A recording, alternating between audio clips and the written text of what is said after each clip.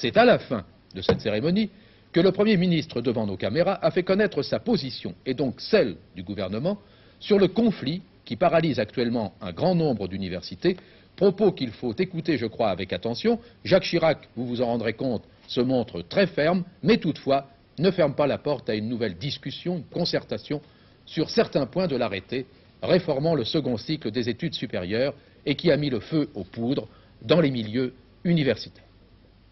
L'arrêté dont il est question, en fait, est simplement, et dans le cadre de la liberté, de l'autonomie de chacune des universités, de leurs initiatives propres,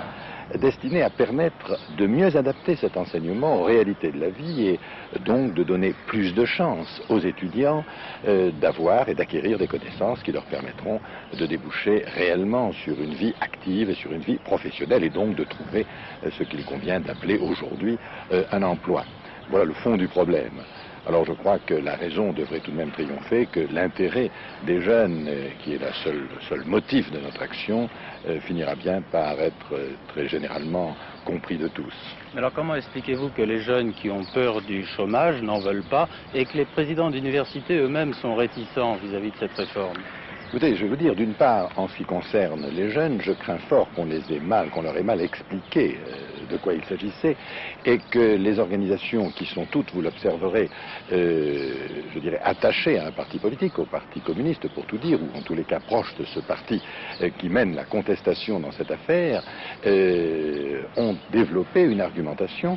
qui n'est en rien fondée sur la réalité du texte et de la réforme, en rien. Mais les présidents d'université... Pour ce qui concerne les présidents d'université, vous observerez qu'ils n'ont pas condamné la réforme ni l'arrêté, ils ont simplement demandé que les modalités d'action, comme d'ailleurs la Fédération de l'éducation nationale, en soient mieux établies et concertées.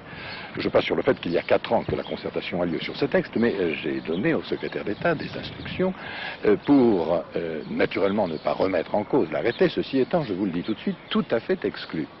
Mais les modalités en seront fixées demain pour établir une dernière concertation qui permette son entrée en vigueur dans des conditions qui conviennent au président de l'université, qui d'ailleurs reste dans cette affaire tout à fait libre et conformément à la vocation des universités telle qu'elle a été définie, vous le savez, dans la loi de réforme de 1968.